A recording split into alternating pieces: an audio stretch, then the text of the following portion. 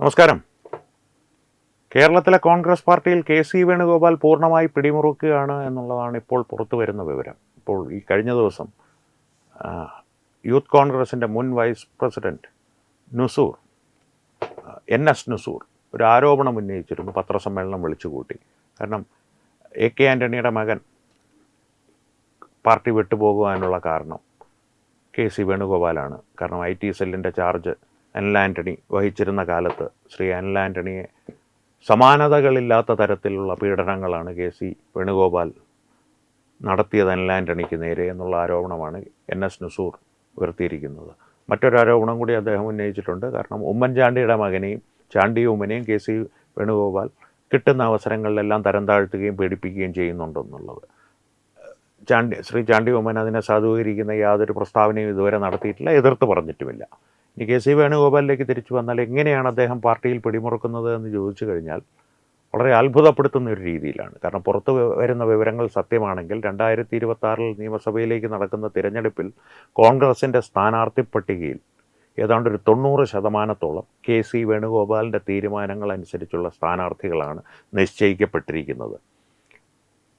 അതിലിത്ര അത്ഭുതപ്പെടേണ്ട കാര്യമുണ്ടോ? കാരണം ഒരു ദേശീയ തലത്തിൽ ഉയർന്ന നേതാവല്ലേ കെ.സി. വേണുഗോപാൽ.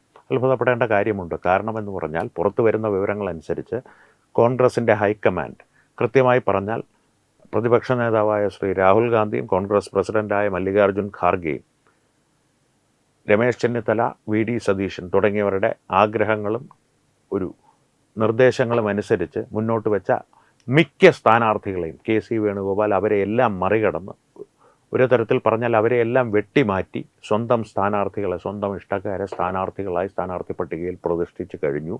ആ സ്ഥാനാർത്ഥി പട്ടിക അംഗീകരിക്കേണ്ട ഒരു ഗതികേടിലേക്ക് കോൺഗ്രസിൻ്റെ കേന്ദ്ര നേതൃത്വം പോലും, എടുത്തു പറയണം, രാഹുൽ ഗാന്ധിയും മല്ലികാർജുൻ ഖാർഗെയും കെ.സി. വേണുഗോപാലിൻ്റെ ഈ സ്ഥാനാർത്ഥി പട്ടികയെ അംഗീകരിക്കേണ്ട ഒരു ഗതികേടിലേക്ക് പോയി എന്നുള്ളതാണ് ഇപ്പോൾ പുറത്തു വരുന്ന വിവരങ്ങൾ. എന്തുകൊണ്ട് ഇങ്ങനെ ഒരു അംഗീകാരം അവർക്ക് നൽകേണ്ടി വന്നു കെ.സി. വേണുഗോപാലിനെന്ന് ചോദിച്ചു കഴിഞ്ഞാൽ രണ്ട് കാര്യങ്ങളുണ്ട്.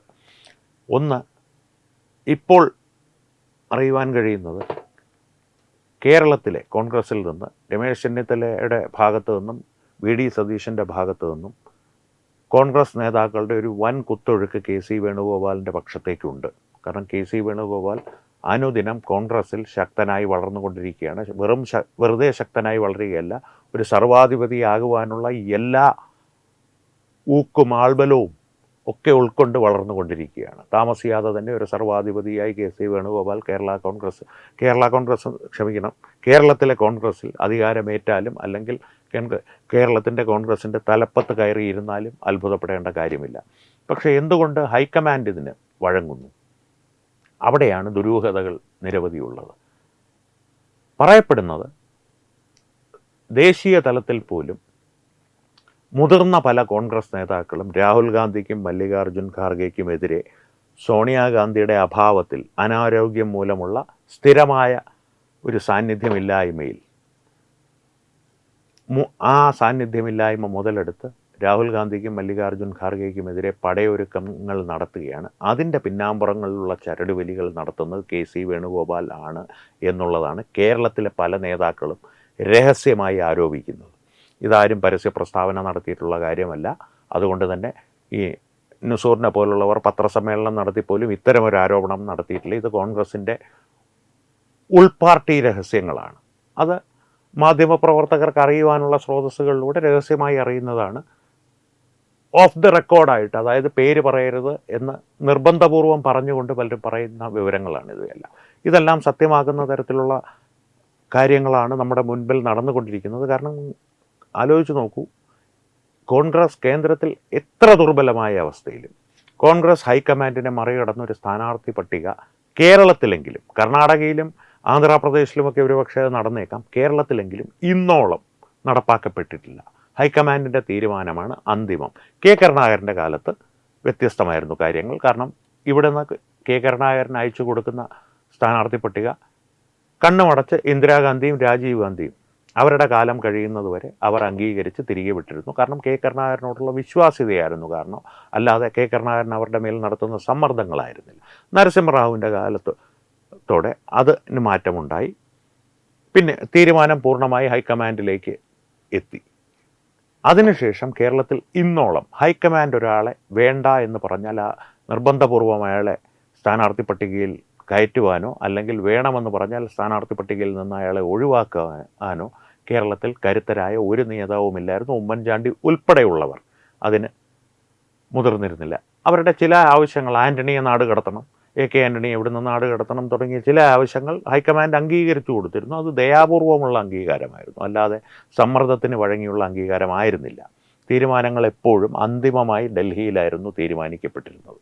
പക്ഷേ ഇപ്പോൾ അതിന് ഒരു വ്യത്യാസം സംഭവിച്ചിരിക്കുന്നു. KC വേണുഗോപാൽ കേരളത്തിൻ്റെ കാര്യങ്ങൾ തീരുമാനിക്കുന്ന തരത്തിലേക്ക് കാര്യങ്ങൾ നീങ്ങുന്നു. ഇനി 2026 തിരഞ്ഞെടുപ്പിൻ്റെ ഫലം മെയ് 4 പുറത്തു വരുമ്പോൾ ഒരുപക്ഷെ കോൺഗ്രസ് നേതൃത്വം നൽകുന്ന UDF മുന്നണി അധികാരത്തിൽ വന്നാൽ, ഇപ്പോൾ തന്നെ KC വേണുഗോപാൽ ഒരു പ്രസ്താവന നടത്തിയിട്ടുണ്ട്. UDF അധികാരത്തിൽ വരുമ്പോൾ മത്സരിക്കാതെ ഒഴിഞ്ഞുമാറി നിൽക്കുന്ന നേതാക്കൾക്കായിരിക്കും പരിഗണന എന്നുള്ളത്.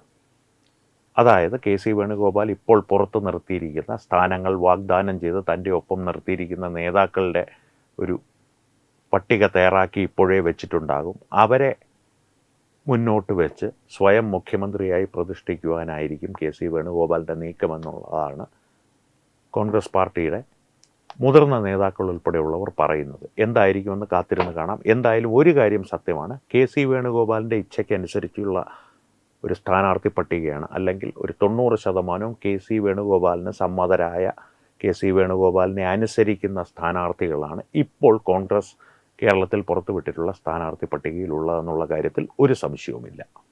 അപ്പോൾ എന്താകും KC വേണുഗോപാലിൻ്റെ അടുത്ത നീക്കമെന്നുള്ളത് നമുക്ക് കാത്തിരുന്ന് കാണാം. വീണ്ടും കാണാം. നന്ദി, നമസ്കാരം.